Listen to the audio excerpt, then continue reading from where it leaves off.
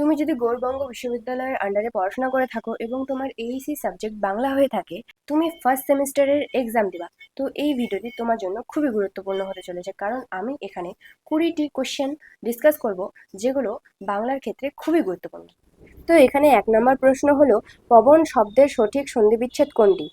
এখানে উত্তর হবে পো যোগ অন, খ নাম্বার। দ্বিতীয় প্রশ্নটি হলো, গায়ক শব্দের সন্ধি বিচ্ছেদ কি? এখানে উত্তরটি হবে খ নাম্বার, গই যোগ অক। তৃতীয় প্রশ্ন হলো, উদ্ধার মানে উত যোগ হার, এটি কোন সন্ধি? এটি হলো ব্যঞ্জন সন্ধি। অহরহ শব্দের সন্ধি বিচ্ছেদ কোনটি? তো এখানে উত্তর হবে খ নাম্বার, অহ যোগ অহ। 5 নম্বর প্রশ্নটির দিকে এগিয়ে যাব। পরস্পর সন্ধি কি জাতীয়? পরস্পর সন্ধি হলো নিপাতনে জাতীয়। তো 6 নম্বর কোয়েশ্চেন হলো, সমাস শব্দের অর্থ কি?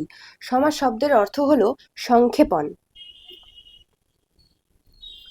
7 নম্বর কোয়েশ্চেন, উপগ্রহ কোন সমাসের উদাহরণ?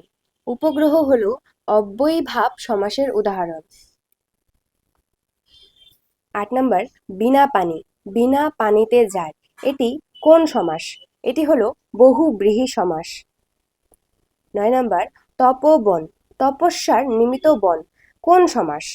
এটি হলো নিমিত্ত তৎপুরুষ সমাস। 10 নম্বর, যে সমাসে সমস্যমান পদ দুটির অর্থ প্রাধান্য পায় তাকে কি বলে? দ্বন্দ্ব সমাস।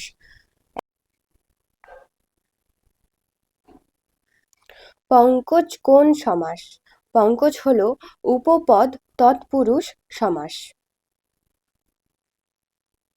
বাংলা ব্যাকরণের ক্ষেত্রে এই কোশ্চেনগুলি হলো সবথেকে গুরুত্বপূর্ণ কোশ্চেন। তুমি যদি এই 20টি কোশ্চেন পড়ে এক্সাম দিতে যাও, তাহলে আশা করা যায় তুমি পাস মার্কস তুলেই আসবে। গৌড়বঙ্গ ইউনিভার্সিটির ক্ষেত্রে এই কোশ্চেনগুলি খুবই গুরুত্বপূর্ণ।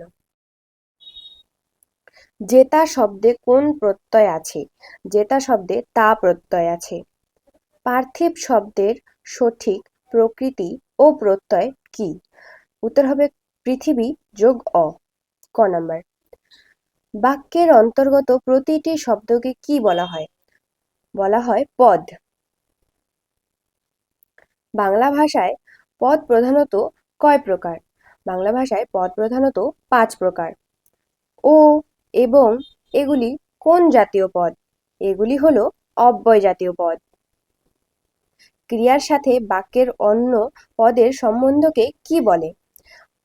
এটাকে কারক বলে। জিজ্ঞাসিব জনে জনে, এখানে জনে জনে কোন কারক? এখানে জনে জনে হলো কর্মকারক।